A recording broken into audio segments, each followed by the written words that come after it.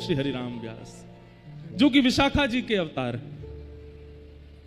विशाखा जी अष्ट सखियों में ऐसी सखी हैं जिनसे ठाकुर जी बहुत डरते हैं। ललिता जी से नहीं डरते ठाकुर जी, क्योंकि ललिता जी तो बिल्कुल श्री जी जैसी हैं। अच्छा एक बात बोलूं, ये सबरी सखी श्री जी जैसी हैं।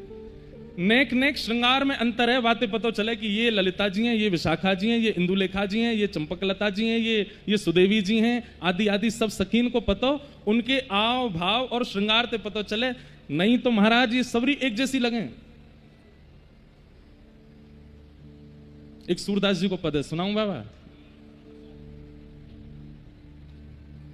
एक बार ये सबरी सखी जो है कहा ठाकुर जी से सीधे बात तो करें ना है, टेढ़ी टेढ़ी रहे लाल जी थे।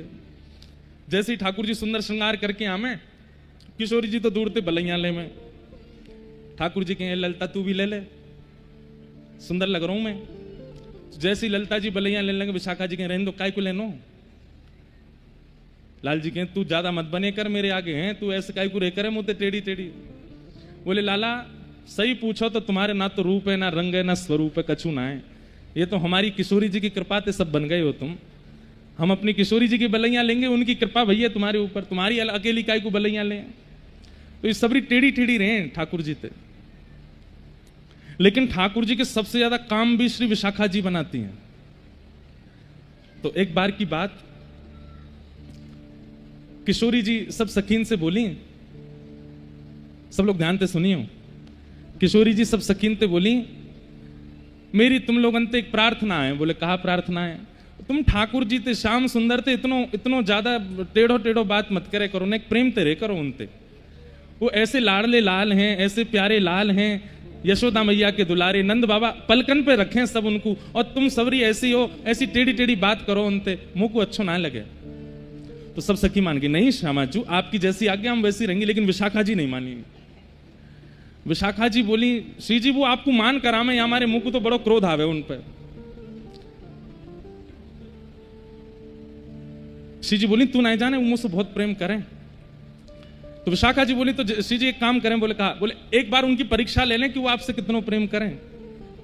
तो लाडली जी बोली कर ले। बोले कहा करना पड़ेगा? बोले एक दिन जब निकुंज में श्याम सुंदर आएंगे, हम सबरी एक ही श्रृंगार में होंगी, एक सी चुनरी, एक से दुपट्टा, एक सौ श्रृंगार, एक सी बिंदी, एक सी नतवेसर, एक सी कुंडल, एक सी पत्रावली, कछु भी इधर उधर नहीं होगा, एक जैसा सब कछु। और फिर श्याम सुंदर तो कहेंगे बताओ इनमें से किशोरी जी कौन सी? किशोरी जी बोली वो पहचान जाएंगे। बोले मैं यही तो देख रहा हूं पहचानेंगे कि नहीं, करके देखो। इतना सुंदर पद है श्री सूरदास जी को। अब महाराज सबन ने श्रृंगार किया। विशाखा जी सबको श्रृंगार लेके आई हैं, नीले नीले वस्त्र पहने हैं सबन ने, गुलाबी घेरा पहने हैं, एक जैसी बिंदी, एक जैसे कुंडल, एक जैसी नतवेसर, एक जैसो काजल, सब कुछ एक जैसो। और वास्तव में ये स्थिति है गई, जैसे ही श्रृंगार करके आठों सखी और किशोरी जी जैसे ही निकुंज में आई, तो आपस में सखी नहीं पहचान पा रही है, इनमें तो ललिता कौन सी है, इनमें तो विशाखा कौन सी, इनमें तो किशोरी जी कौन सी है, इनमें तो इंदुलेखा कौन सी है। आपस में सबरी एक दूसरे से जाके अरे ने मुझे तो बता दो तुम कौन सी हो। अरे मैं सुदेवी हूं। अच्छा मुझे तो लगी श्री जी है। वो श्री जी कहाँ है? अरे श्री जी तुम कौन सी हो? श्री जी ने हाथ मैं यहाँ हूं। बोले हाँ अब ठीक है, हम ही नहीं पहचान पा रही है श्री जी कहाँ है, तो श्याम सुंदर कैसे पहचाने?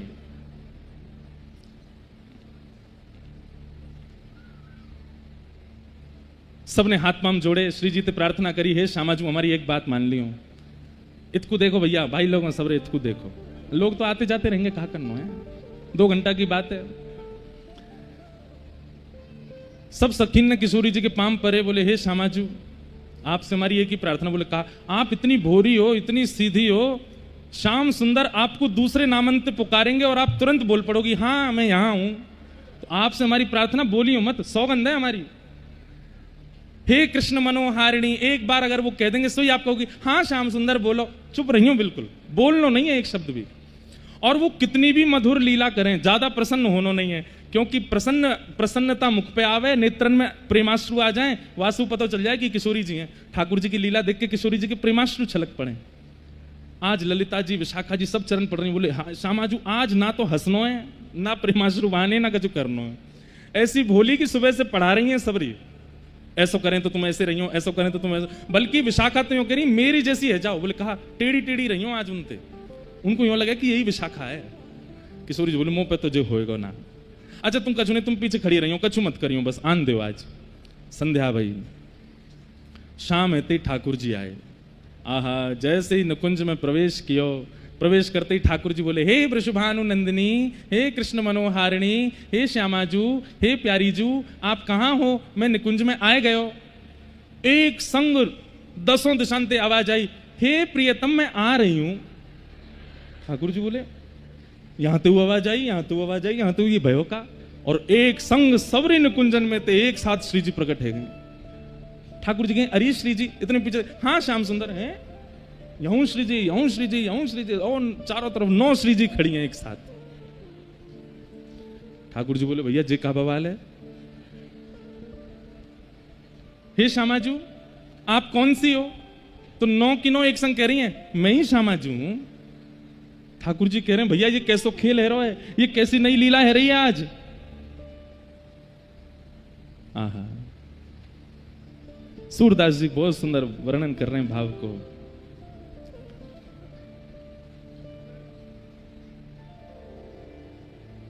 ऐसो प्रेम करें, ऐसो स्नेह करें, ऐसे ब्रजवासीन के हितैषी।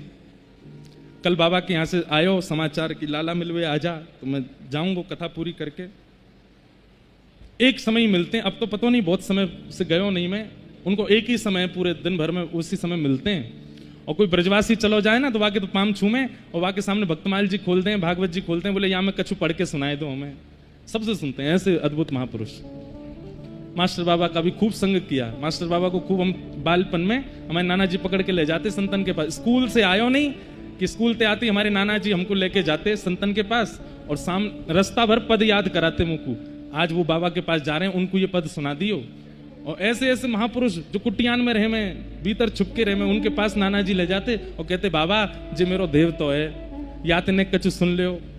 तो हम ऐसे तैयारी करके जाते जैसे कोई मंच पे गाना है।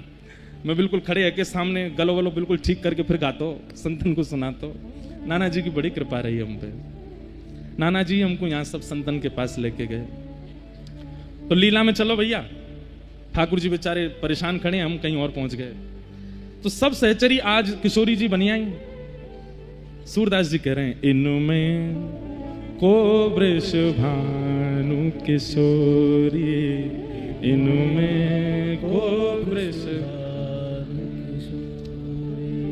श्याम बताए दो आपने कर सो, श्याम बताए दो आपने कर सो, बालापन की जोड़ी, हाँ बालापन की। इतने में ही वो सहचरीन में से एक कह रही है आज श्याम सुंदर आपके प्रेम की परीक्षा है। बोले कहा तुम बहुत कहो कि भैया तुम्हारी बचपन की जोड़ी है किशोरी जी के संग।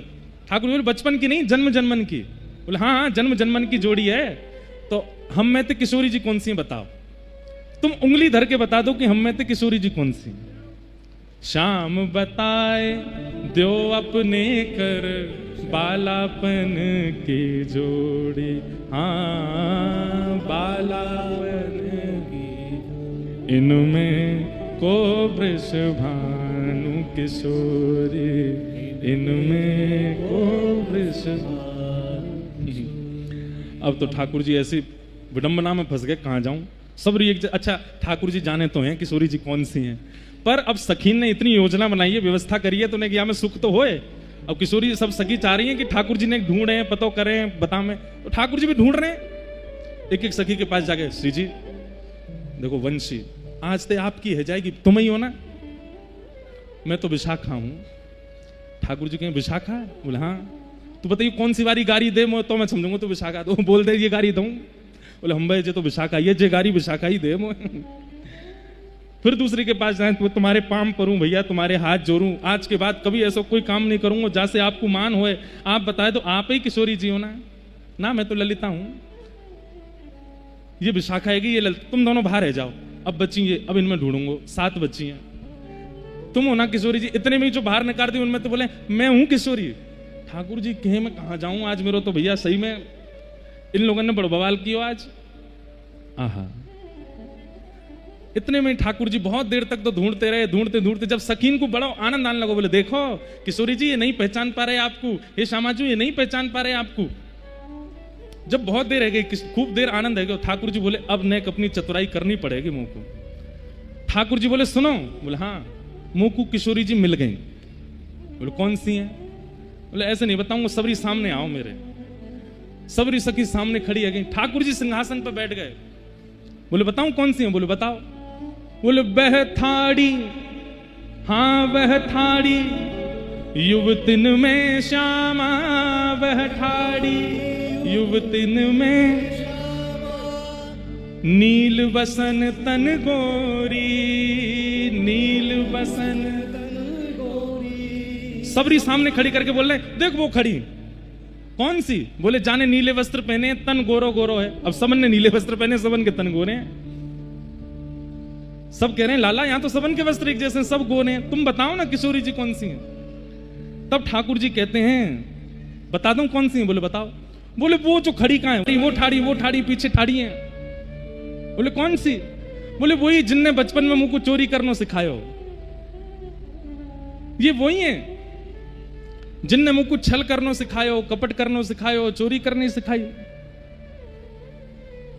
विराजो, पहले विराज जाओ तभी सुनाऊंगा आगे।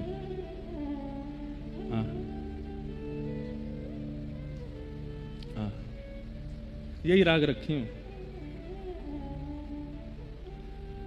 क्या कह रहे हैं ठाकुर जी? वह थाड़ी युवतिन में श्यामा वह ठाड़ी, नील बसन तन गोरी, नील बसन तन गोरी। सब सहचरी बोली लाला यहां तो सब नीले वस्त्रन में हैं और सब गोरे गोरे हैं, श्यामा जी कौन सी हैं जो बताओ। अरे वो जो खड़ी कहां है बीच में, तुम लोगन के बीच में खड़ी कहां है? बोले कौन सी? बोले जिनमो बालापन में इन्हीं सिखायो, बालापन में बहुविधि माखन चोरी, हाँ बहुविधि माखन चोरी। अरे इन्हीं मोकू बचपन में छल करनो, बल करनो और माखन चुरानो और या तरीका की सब योजना बनानो, इन्हीं तो मुझको सिखायो। अब जैसे ही ठाकुर जी ने कही कि इन्हीं मुझको छल बल माखन चोरी बहुविधि चोरी सिखाई, इतने में ही किशोरी जी बोल पड़ी मैंने कब सिखाया तुमको? अब जैसे ही किशोरी जी बोली मैंने कब सिखाया, ठाकुर जी बोले ये रही श्यामा जी। विशाखा ललता सब सिर पीटे। बोले काय को बोली आप? अरे मैंने सिखाया ही ना, जब इनको तो झूठ बोल रहे, मैंने इनको छल सिखायो, मैंने इनको चोरी सिखाई, झूठ बोलो तुम। अरे मेरी प्यारी भोरी भारी श्यामा जी आजा आजा, और ले करके यूं गले में ले गो भैया ये रही श्यामा जी। सब सखी बोली हे श्यामा जी आप अद्भुत हो, आज आपसे कही हमने कि बोलना नहीं है। किशोर जी बोले हाय राम मैं तो भूल ही गई, वो तो याद ही ना रही। ठाकुर जी आज बड़े प्रसन्न हैं। चल रही ललता इतकुआ, ए विशाखा चल पाम दबा मेरे, देख मैंने ढूंढ ली किशोरी जी, पता कर ली कौन सी श्यामाजू। विशाखा जी बोली लाला तुम ये छल बल कर, वो इन्हीं तो सिखाया मुझको। को वृषभानु किशोरी इन में, को वृषभानु किशोरी इनके गुण की ग्रथित मालूम है, इनके गुण की ग्रथित मालूम है। ठाकुर जी किशोरी जी की प्रसादी माला पहनते हैं, पता है क्यों?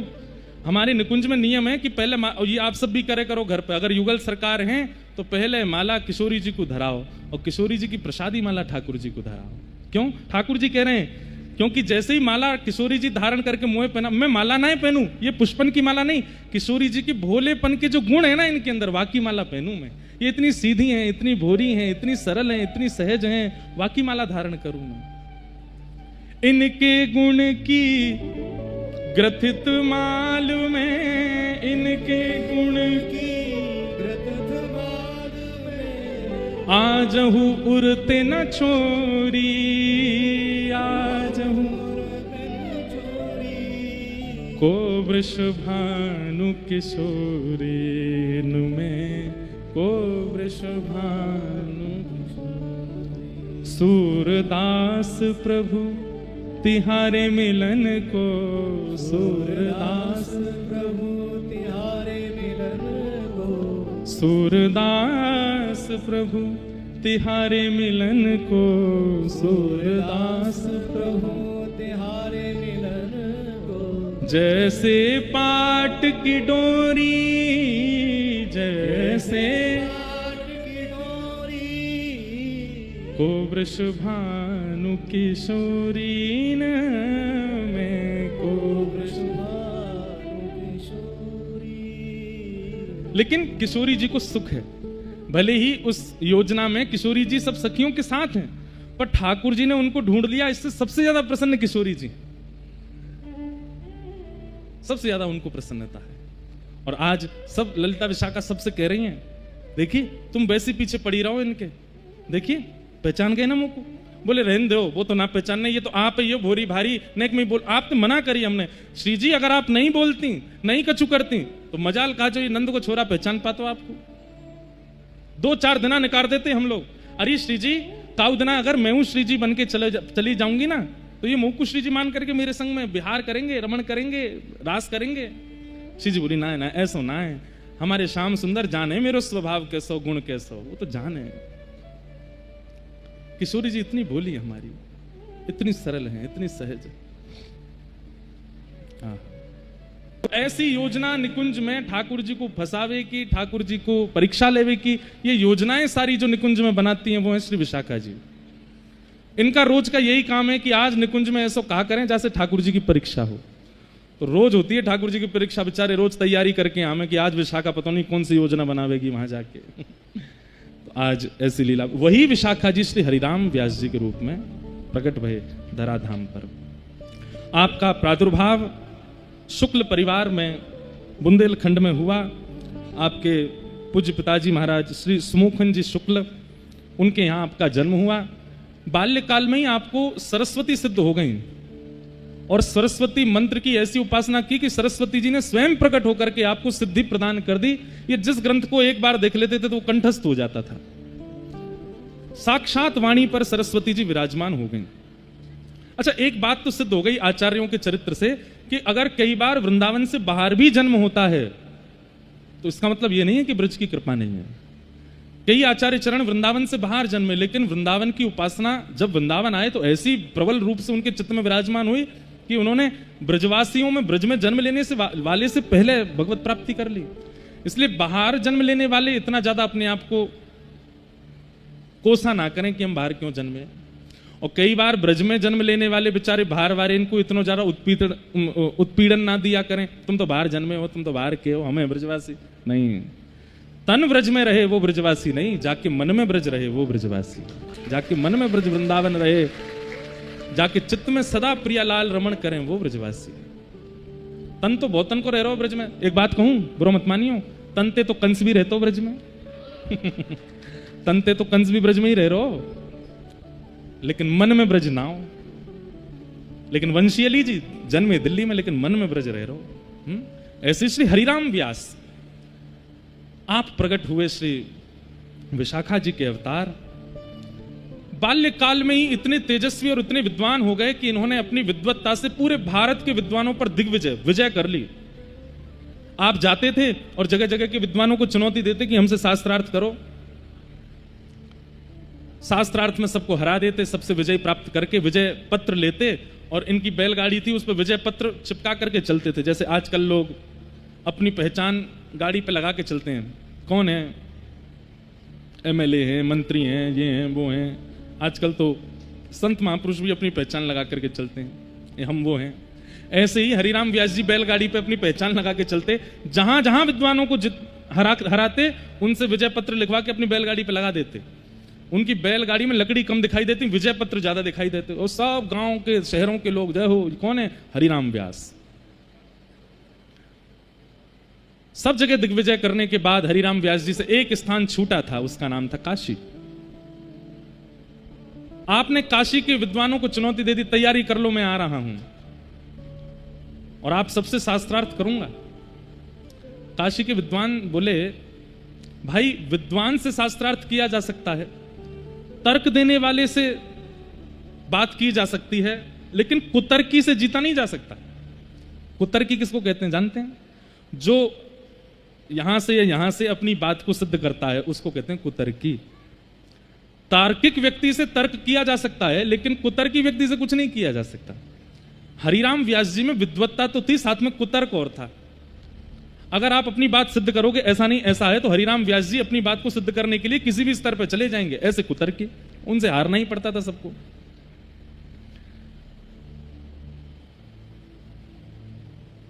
तो हरिराम व्यास जी ने जब काशी के विद्वानों को चुनौती दी तो काशी के विद्वान दौड़े दौड़े गए विश्वनाथ भगवान के पास। हे विश्वनाथ प्रभु, हरिराम व्यास जी आ रहे हैं और हमें पता है कि ये काशी के विद्वानों को हरा देंगे क्योंकि कुतर्की हैं। आप कृपा करो, अपनी काशी की रक्षा करो। इतने विद्वान, क्योंकि एक और चीज होती थी शास्त्रार्थ में, उस जमाने में जो ब्राह्मण हार जाते थे उनको कोई ना तो अपने घर पर अनुष्ठान के लिए बुलाता था, ना उनसे कोई वेद पाठ करवाता था, ना उनकी जीविका ही खत्म हो जाती थी। तो ब्राह्मण बेचारे इतनी चिंता में कि